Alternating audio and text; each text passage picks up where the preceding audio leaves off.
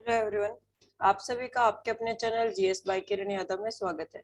आज की क्लास में हम जो ग्लैंड्स है, ग्रंथियां हैं, उनसे रिलेटेड कुछ एमसीक्यू है वो सोल्व करने वाले हैं कि कौन कौन से क्वेश्चन कहाँ कहाँ से बन सकते हैं, वो आज की क्लास में हम डिस्कस करने वाले हैं।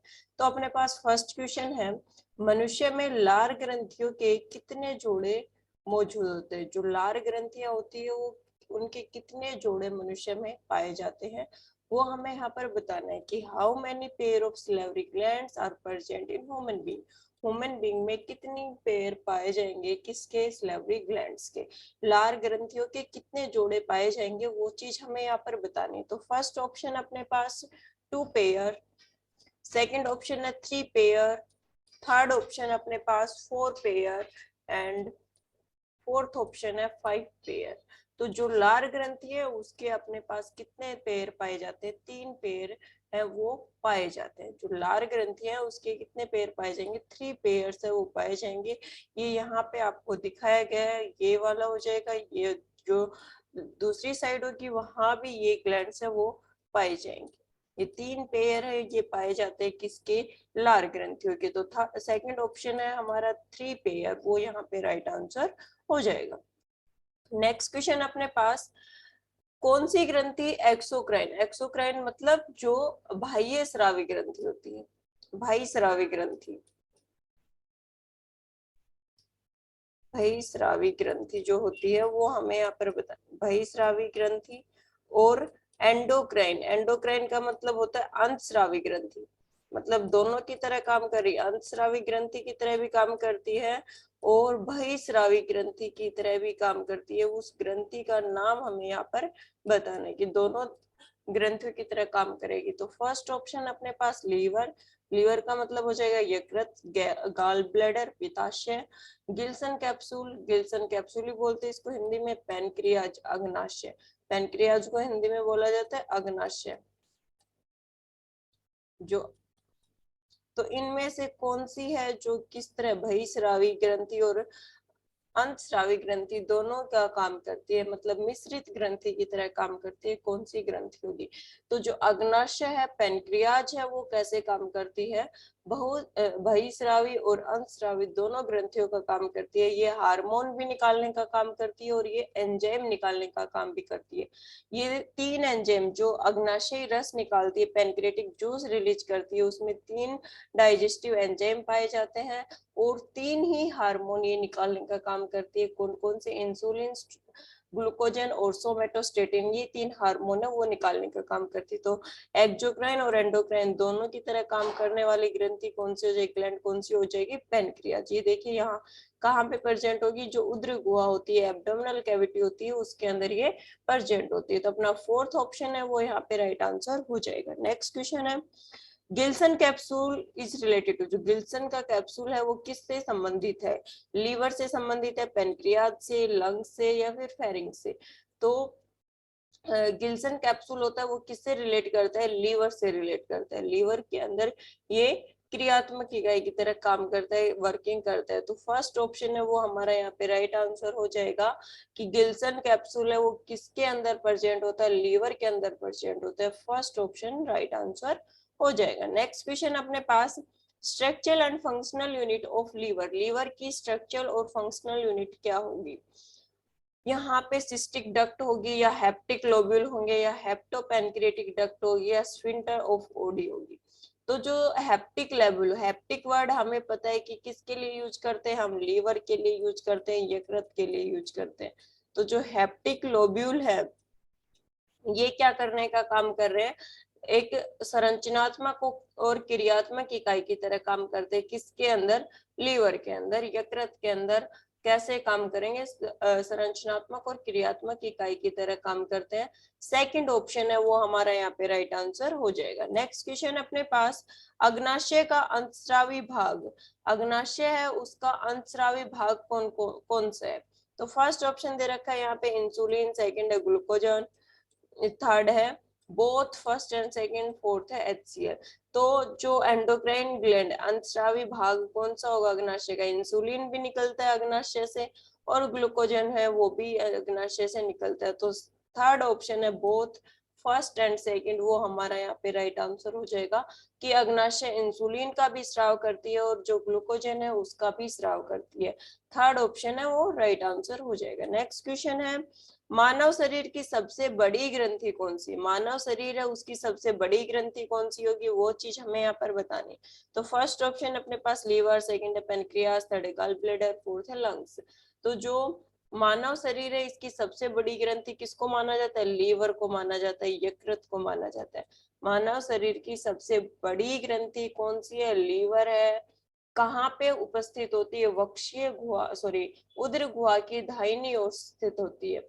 उदर गुहा की दाहिनी ओर स्थित होगी सबसे बड़ी ग्रंथि है लीवर, यकृत।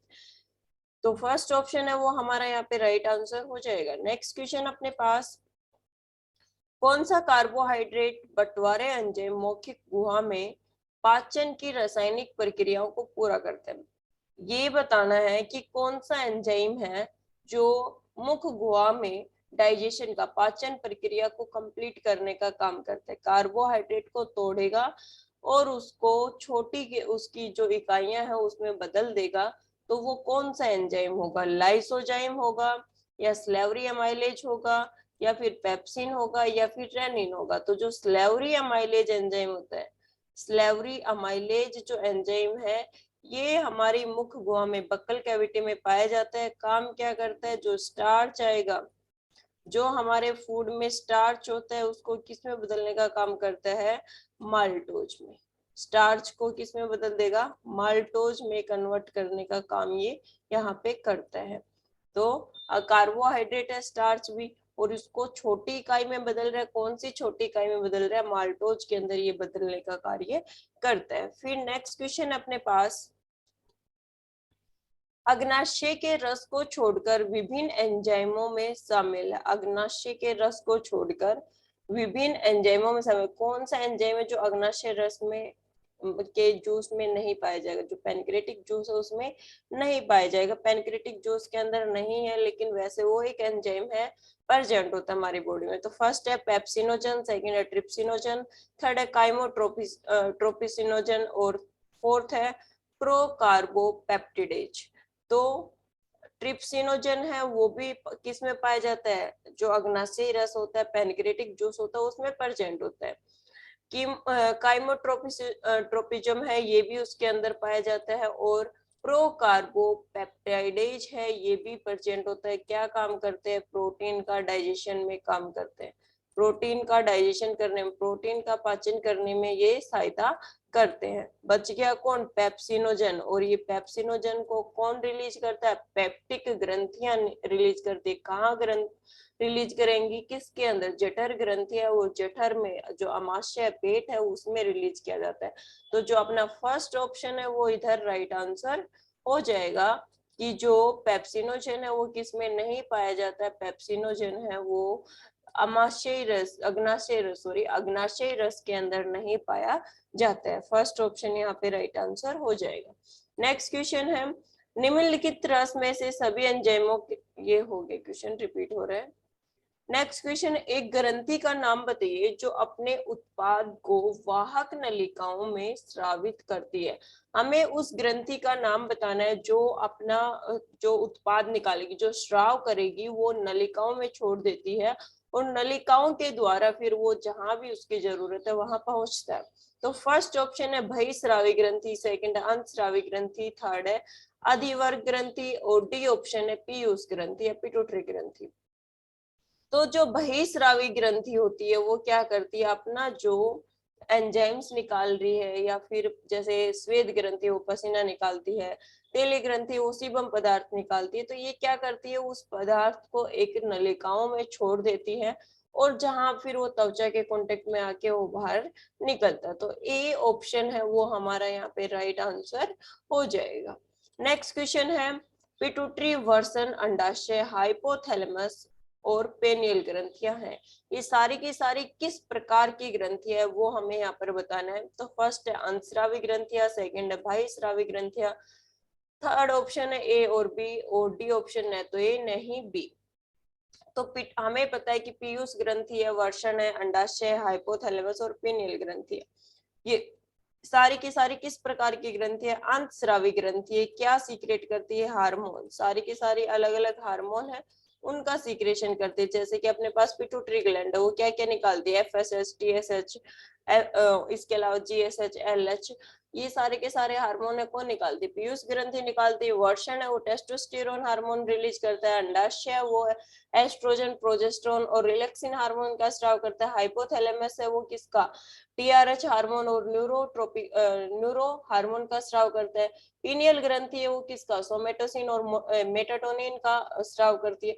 तो सारी की सारी किस प्रकार की ग्रंथि है? अंतस्रावी ग्रंथि है और हार्मोन्स का स्राव करती है। उस हार्मोन को किसमें मिक्स कर देती है? जो रक्त होता है उसके अंदर ये मिक्स कर देती है। तो ए ऑप्शन है वो हमारा यहाँ पे राइट आंसर हो जाएगा। नेक्स्ट क्वेश्चन है, कौन सी ग्रंथि हड्डियां और मांसपेशियों के विकास को नियंत्रित करती? कौन सी ग्रंथि है जो हड्डियां और जो मांसपेशियां हैं उनके विकास को क्या करेगी? नियंत्रित करने का कार्य करती है। तो फर्स्ट ऑप्शन अपने पास पैराथायराइड, सेकंड ऑप्शन है पिट्यूटरी, थर्ड ऑप्शन है अधिवर्ग एंड डी ऑप्शन है थाइमस।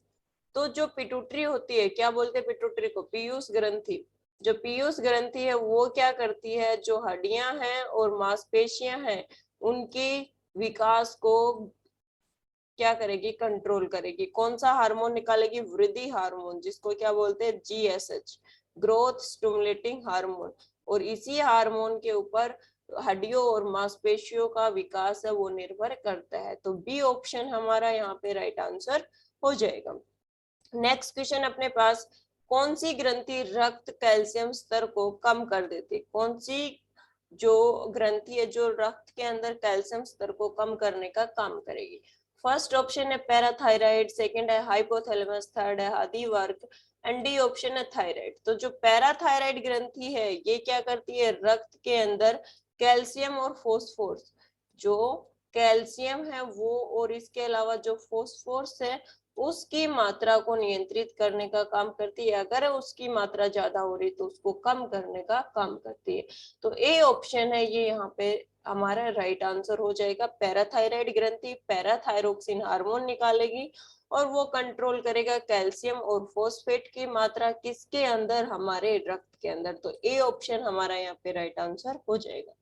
नेक्स्ट क्वेश्चन है, पीयूष ग्लैंड, पिट्यूटरी ग्लैंड से निकलने वाले हार्मोन को कौन सी ग्रंथि नियंत्रित करती है? मतलब पीयूष ग्रंथि है उससे निकलने वाले हार्मोन्स को कौन नियंत्रित करेगा? पीयूष ग्रंथि को कौन नियंत्रित करेगा? सीधे सीधे ये बात पूछ रहे हैं। फर्स्ट ऑप्शन है हाइपोथैलेमस, सेकंड है थायराइड, सी ऑप्शन है अग्नाशय एंड डी ऑप्शन है वर्षण। तो जो हाइपोथैलेमस है, जो हाइपोथैलेमस ग्रंथि है मस्तिष्क में उपस्थित होती है, ये क्या करती है? पीयूष ग्रंथि को कंट्रोल करने का काम करती है। पीयूष ग्रंथि को नियंत्रित करने का काम कौन करेगा? जो हाइपोथैलेमस है ये उसको कंट्रोल करने का काम करती है। हाइपोथैलेमस है इसको क्या बोल, पीयूष ग्रंथि को क्या बोलते हैं हम? मास्टर ग्रंथि। और मास्टर ग्रंथि को जो कंट्रोल कर रहा है उसको क्या बोलेंगे? सुपर मास्टर ग्रंथि। तो जो हाइपोथैलेमस है इसको क्या बोला जाता है? सुपर मास्टर ग्रंथि इसको बोला जाता है। और पीयूष ग्रंथि का पूछ ले तो उसको क्या बोला जाता है? मास्टर ग्रंथि। तो यहाँ पे हमारे पूछा गया कि पीयूष ग्रंथि को कौन कंट्रोल करेगा? हाइपोथैलेमस करेगा। ए ऑप्शन है वो हमारा यहाँ पे राइट आंसर हो जाएगा। नेक्स्ट क्वेश्चन है, कौन सी ग्रंथि को आपात ग्रंथि भी कहलाती है? कौन सी ग्रंथि है जो आपात ग्रंथि कहलाती है वो हमें यहाँ पर बताना है। तो फर्स्ट ऑप्शन है अपने पास अग्नाशय, सेकंड है अधिवर्ग, सी ऑप्शन है थायराइड एंड डी ऑप्शन है पिट्यूटरी। तो जो अधिवर्ग ग्रंथि होती है, एड्रेलिन ग्रंथि होती है, वो जो कहाँ पे प्रेजेंट होती है? जो वर्क होता है, किडनी होता है उसके ऊपर प्रेजेंट होती है ये ग्रंथि। और इसको क्या बोला जाता है? आपात ग्रंथि बोला जाता है। हमें बहुत ज्यादा मतलब एकदम से सदमा लगा है, डर गए हैं, बहुत ज्यादा उत्तेजित हो गए, तो उस टाइम पे जो अधिवर्ग ग्रंथि है वो कौन सा हार्मोन? एड्रेलिन हार्मोन है उसका स्राव करती है। तो जो आपात ग्रंथि है वो कौन सी ग्रंथि को कहा जाता है? अधिवर्ग ग्रंथि, एड्रेलिन ग्रंथि को कहा जाता है। बी ऑप्शन हमारा यहाँ पे राइट आंसर हो जाएगा। नेक्स्ट क्वेश्चन अपने पास, निम्नलिखित में से कौन सा हार्मोन पीयूष ग्रंथि को से स्रावित होता है? कौन सा हार्मोन है जो पीयूष ग्रंथि द्वारा स्रावित किया जाता है वो हमें यहाँ पर बताना है। तो फर्स्ट ऑप्शन अपने पास STH, सेकंड ऑप्शन है TSH, सी ऑप्शन है प्रोलैक्टिन हार्मोन और डी ऑप्शन है उपयुक्त सभी। तो जो पीयूष ग्रंथि है वो एसटीएच हार्मोन का भी स्राव करती है, टीएसएच हार्मोन का भी स्राव करती है, प्रोलैक्टिन हार्मोन का भी स्राव करती है। तो आंसर क्या हो जाएगा, उपयुक्त सभी। पीयूष ग्रंथि ने ये सारे के सारे हार्मोन है इनका स्राव किया, तो डी ऑप्शन हमारा यहाँ पे राइट आंसर हो जाएगा। नेक्स्ट क्वेश्चन अपने पास, निम्न में से किस हार्मोन को ब्रेथ हार्मोन या मिल्क इजेक्टिंग हार्मोन कहा जाता है? कौन सा हार्मोन है जो बच्चे के जन्म में सहायक होगा और जो मिल्क इंजेक्शन होता है, दूध का स्राव होता है माँ के अंदर, उसमें सहायक होता है, वो हमें यहाँ पर बताना है। तो फर्स्ट ऑप्शन है वैसोप्रिन, सेकंड है ऑक्सीटोसिन, थर्ड ऑप्शन है लुटेनाइजिंग हार्मोन और डी ऑप्शन है एंड्रोजनोकार्टिकोट्रोपिक हार्मोन। तो जो ऑक्सीटोसिन होता है ये क्या करता है, जब बच्चे का जन्म होता है उस टाइम गर्भाशय में संकुचन पैदा करने का काम करता है। जो गर्भाशय उसमें संकुचन पैदा करने का काम करेगा, तो ब्रेथ हार्मोन के नाम से ऑक्सीटोसिन को जाना। मिल्क इजेक्टिंग में कैसे सहायता करेगा, मिल्क इजेक्टिंग में स्तन ग्रंथियों को उत्तेजित करेगा और फिर उसके बाद स्तन ग्रंथियों में जो लैक्टोजन हार्मोन का स्राव होता है वो शुरू हो जाएगा और मिल्क का स्राव होना शुरू हो जाता है, दूध का सीक्रेशन है वो स्टार्ट हो जाता है। तो ऑक्सीटोसिन हार्मोन है ये यहाँ पर राइट आंसर हो जाएगा कि बर्थ हार्मोन और मिल्क इजेक्टिंग हार्मोन किसको कहा जाता है, ऑक्सीटोसिन जो हार्मोन है उसको कहा जाता है। और ये ऑक्सीटोसिन हार्मोन का स्राव कौन करता है, पीयूष ग्रंथि है वो इसका स्राव करती है। जो पिट्यूटरी ग्लैंड होती है, पीयूष ग्रंथि है वो इसका स्राव यहाँ पे करती है। तो बी ऑप्शन हमारा यहाँ पे राइट आंसर हो जाएगा। नेक्स्ट क्वेश्चन अपना, निम्नलिखित में से कौन सा हार्मोन थायराइड ग्रंथि के विकास एवं थायरोक्सिन हार्मोन के स्राव को नियंत्रित करता है? कौन सा हार्मोन है जो थायराइड ग्रंथि का विकास करने में और थायरोक्सिन हार्मोन को नियंत्रित करने में सहायक होता है? कौन सा हार्मोन थायराइड ग्रंथि का विकास करेगा और थायरोक्सिन हार्मोन के स्राव को नियंत्रित करेगा? तो फर्स्ट ऑप्शन है एमएसएच, सेकंड है एसटीएच, थर्ड ऑप्शन है टीएसएच और डी ऑप्शन है प्रोलैक्टिन हार्मोन। तो जो टीएसएच होता है thyroid stimulating hormone, TSH hormone है जो थायराइड स्टिमुलेटिंग हार्मोन, ये कौन रिलीज करती है, पीयूष ग्रंथि है वो स्राव करती है और यही हार्मोन थायराइड ग्रंथि के विकास में सहायक होता है और थायरोक्सिन हार्मोन के स्राव को ये कंट्रोल करता है। तो सी ऑप्शन हमारा यहाँ पे राइट आंसर हो जाएगा। नेक्स्ट क्वेश्चन अपने पास, निम्नलिखित में से कौन सा हार्मोन जनन क्रियाओं पर नियंत्रित करता है? कौन सा हार्मोन है जो जनन क्रियाओं को नियंत्रित करने का काम करेगा? फर्स्ट ऑप्शन है लुटेनाइजिंग हार्मोन, सेकंड है ऑक्सीटोसिन हार्मोन, सी ऑप्शन है थायमिन हार्मोन या फिर डी ऑप्शन है पैराथोर्मन। तो इनमें से कौन सा हार्मोन है जो जनन प्रक्रियाओं को कंट्रोल करने का काम करता है? जो जनन प्रक्रियाओं को कंट्रोल करने का काम कौन करता है, ऑक्सीटोसिन हार्मोन। कौन करेगा, ऑक्सीटोसिन हार्मोन। बी ऑप्शन है वो हमारा यहाँ पे राइट आंसर हो जाएगा। नेक्स्ट क्वेश्चन है, निम्नलिखित में से कौन सी ग्रंथि एक अंतस्रावी ग्रंथि नहीं है? कौन सी ग्रंथि जो एक अंतस्रावी ग्रंथि नहीं है वो बताना है। तो फर्स्ट ऑप्शन है पीयूष ग्रंथि, सेकंड है थायराइड ग्रंथि, थर्ड ऑप्शन है पैराथायराइड ग्रंथि और डी ऑप्शन है लार ग्रंथि। तो जो थायराइड, इनमें से क्या पूछा गया कि अंतस्रावी ग्रंथि नहीं है, तो पीयूष ग्रंथि वो भी क्या अंतस्रावी ग्रंथि है, थायराइड ग्रंथि भी और पैराथायराइड ग्रंथि, ये तीनों क्या है, अंतस्रावी ग्रंथि है, एंडोक्राइन ग्लैंड है। बच गया कौन, लार ग्रंथि। लार ग्रंथि को किस प्रकार की बहुस्रावी ग्रंथि होती है, एक्सोक्राइन ग्लैंड है। क्या करती है, स्लेवरी अमाइलेज एंजाइम है उसका स्राव करती है, मुख गुहा में पाई जाती है, 3 जोड़े इसके पाए जाते हैं। डी ऑप्शन है वो यहाँ पे राइट आंसर हो जाएगा कि लार ग्रंथि है वो अंतस्रावी ग्रंथि नहीं होती है, ये एक बहुस्रावी ग्रंथि है जो कि मुख गुहा में पाई जाती है। नेक्स्ट क्वेश्चन अपने पास, निम्नलिखित में से एक मिश्रित ग्रंथि है, इनमें से कौन सी है जो एक मिश्रित ग्रंथि है? तो फर्स्ट है पीयूष ग्रंथि। पीयूष ग्रंथि किस प्रकार की अंतस्रावी ग्रंथि है? अश्रु ग्रंथि, अश्रु ग्रंथि किस प्रकार की बहुस्रावी ग्रंथि है? श्लेष्मा ग्रंथि किस प्रकार की है? ये भी बहुस्रावी ग्रंथि है। बच गया कौन, अग्नाशय ग्रंथि। तो अग्नाशय ग्रंथि किस प्रकार की है, मिश्रित ग्रंथि, ये क्या निकालती है, हार्मोन भी निकालने का काम करती है और एंजाइम निकालने का भी काम करती है। तो डी ऑप्शन हमारा यहाँ पे राइट आंसर हो जाएगा। मिश्रित ग्रंथि हमसे पूछा गया है तो कौन सी हो जाएगी? अग्नाशय ग्रंथि।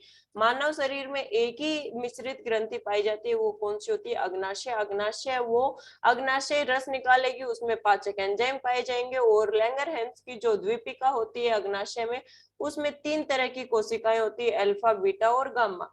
उन तीनों तरह की कोशिकाओं से अलग अलग हार्मोन निकलता है। बीटा कोशिका होती है वो इंसुलिन हार्मोन का स्राव करती है, अल्फा कोशिका है वो जो ग्लूकोजन हार्मोन है उसका स्राव करती है, और गामा कोशिका सोमेटोस्टेटिन हार्मोन का स्राव करती है। तो मिश्रित ग्रंथि कौन सी हो जाएगी हमारी? अग्नाशय ग्रंथि। डी ऑप्शन हमारा यहाँ पे राइट आंसर हो जाएगा। नेक्स्ट क्वेश्चन है, बहिस्रावी ग्रंथियां निम्नलिखित में से किसका स्राव करती है? जो बहिस्रावी ग्रंथियां होती है वो किसका स्राव करेगी, वो हमें यहाँ पर बताने। किस चीज का सिक्रेशन वो करती है, वो चीज हमें यहाँ पर बतानी। तो फर्स्ट ऑप्शन अपने पास हार्मोन, सेकंड ऑप्शन है अमीनो अम्ल, थर्ड ऑप्शन है एंजाइम एंड फोर्थ ऑप्शन है ए और सी दोनों। तो जो बहिस्रावी ग्रंथि है वो किसका स्राव करती है? सिर्फ एंजाइम्स का स्राव करती है, सिर्फ एंजाइम्स का स्राव करती है। तो सी ऑप्शन हमारा यहाँ पे राइट आंसर हो जाएगा। नेक्स्ट क्वेश्चन अपने पास, निम्नलिखित में से किसे मास्टर ग्रंथि कहा जाता है? कौन सी ग्रंथि है जिसको मास्टर ग्रंथि के नाम से जाना जाता है, वो बताना। फर्स्ट ऑप्शन है थायराइड ग्रंथि, सेकंड है अधिवर्क ग्रंथि, थर्ड है पीयूष ग्रंथि और फोर्थ है यकृत। तो जो पीयूष ग्रंथि होती है जो कि एक अंतस्रावी ग्रंथि है, उसको क्या बोला जाता है? मास्टर ग्रंथि। ये किस सभी ग्रंथियों को कंट्रोल करती है, किसको छोड़कर? हाइपोथैलेमस और पैराथायराइड ग्रंथि को छोड़कर। पैराथायराइड ग्रंथि है वो पीयूष ग्रंथि के नियंत्रण में नहीं होती है, दूसरा हाइपोथैलेमस है वो पीयूष ग्रंथि के कंट्रोल में नहीं होता है। सी ऑप्शन हमारा राइट आंसर हो जाएगा कि मास्टर ग्रंथि हम किसको बोलते हैं? पीयूष ग्रंथि को बोला जाता है। नेक्स्ट क्वेश्चन है, मानव शरीर में सबसे बड़ी अंतस्रावी ग्रंथि कौन सी है? मानव शरीर की सबसे बड़ी अंतस्रावी ग्रंथि बतानी हमें। तो फर्स्ट ऑप्शन है पीयूष ग्रंथि, सेकंड है थायराइड ग्रंथि, सी ऑप्शन है पैराथायराइड ग्रंथि एंड डी ऑप्शन है यकृत। तो जो मानव शरीर है इसमें सबसे बड़ी अंतस्रावी ग्रंथि होती है वो होती है थायराइड ग्रंथि। जो थायराइड ग्रंथि है वो होती है कहाँ पाई जाती है? गले में पाई जाती है, एक जोड़ा पाया जाता है इसका, एक पेड़ पाया जाता है। और ये कौन सा हार्मोन निकालते हैं? थायरोक्सिन हार्मोन निकालते हैं, जो कि आयोडीन की कंसंट्रेशन को क्या करता है? आयोडीन की मात्रा को नियंत्रित करने का काम करता है, और आयोडीन की कमी से शरीर में घेंगा रोग है वो हो जाता है। तो बी ऑप्शन हमारा यहाँ पे राइट आंसर होगा कि मानव शरीर की सबसे बड़ी अंतस्रावी ग्रंथि कौन सी है? थायराइड ग्रंथि। अगर ये पूछ ले कि ओवरऑल सबसे बड़ी ग्रंथि, ये तो किसमें पूछा? अंतस्रावी ग्रंथियों में पूछा। अगर ओवरऑल पूछ लिया जाए तो ओवरऑल कौन सी सबसे बड़ी ग्रंथि हो जाएगी? यकृत ग्रंथि। यकृत ग्रंथि है वो सबसे बड़ी ग्रंथि है ओवरऑल। अगर अंतस्रावी में पूछा है तो वहां पे क्या होगी? थायराइड ग्रंथि है वो हो जाएगी। नेक्स्ट क्वेश्चन अपने पास, थायराइड ग्रंथि में निम्नलिखित में से किस हार्मोन का स्राव होता है? थायराइड ग्रंथि है वो कौन सा हार्मोन है उसका स्राव करेगी? तो फर्स्ट ऑप्शन है थाइमोसिन, सेकंड है थायरोक्सिन, सी ऑप्शन है पैराथोर्मोन और डी ऑप्शन है ए और बी दोनों। जो थायराइड ग्रंथि है ये किसका स्राव करती है? थायरोक्सिन हार्मोन का स्राव करती है, और ये आयोडीन की मात्रा को नियंत्रित करने का काम करता है। तो बी ऑप्शन हमारा यहाँ पे राइट आंसर हो जाएगा कि थायराइड ग्रंथि है वो थायरोक्सिन हार्मोन का स्राव करती है। नेक्स्ट क्वेश्चन अपने पास, जड़ मानवता रोग नामक रोग निम्नलिखित में से किस हार्मोन की कमी से होता है? कौन से हार्मोन की कमी हो जाएगी जिसकी वजह से क्या जड़ मानवता रोग हो जाता है? तो फर्स्ट ऑप्शन अपने पास एस्ट्रोजन, सेकंड है थायरोक्सिन, थर्ड है पैराथो हार्मोन और डी ऑप्शन है थाइमोसिन। तो जड़ मानवता रोग होता है, इसके अंदर क्या होता है? बच्चों का विकास नहीं हो पाता, बच्चों का विकास अच्छे से नहीं हो पाता, और इनका जो गले वाला हिस्सा है उसके अंदर सूजन रहती है। और ये कौन से हार्मोन की वजह से होता है? Thyroxine hormone. जो थायरोक्सिन हार्मोन है इसकी वजह से बच्चों में अगर इसकी कमी है तो बच्चों में जो जड़ मानवता रोग है ये हो जाता है। बी ऑप्शन हमारा यहाँ पे राइट आंसर हो जाएगा। नेक्स्ट क्वेश्चन अपने पास, स्तनधारियों की लार में निम्न में से कौन सा एंजाइम पाया जाता है? जो स्तनधारी होते हैं उनकी लार में कौन सा एंजाइम पाया जाता है? जो लार है, कौन निकालता है लार को? स्लेवरी जो ग्लैंड्स होती है, लार ग्रंथियां होती है, वो लार का उत्पादन करती है। उस लार के अंदर कौन सा एंजाइम पाया जाता है वो बताना है। तो फर्स्ट ऑप्शन है टाइलिन, सेकंड है लाइसोजाइम, थर्ड ऑप्शन है पेप्सिन और डी ऑप्शन है ए और बी दोनों। तो जो लार ग्रंथियां उनसे कौन सा एंजाइम निकलेगा? लाइसोजाइम। जो लार होती है उसमें कौन सा एंजाइम पाया जाता है? लाइसोजाइम। बी ऑप्शन हमारा यहाँ पे राइट आंसर हो जाएगा। नेक्स्ट क्वेश्चन है, लैंगरहैंस की अल्फा कोशिकाओं से निम्नलिखित में से किस पदार्थ का स्राव होता है?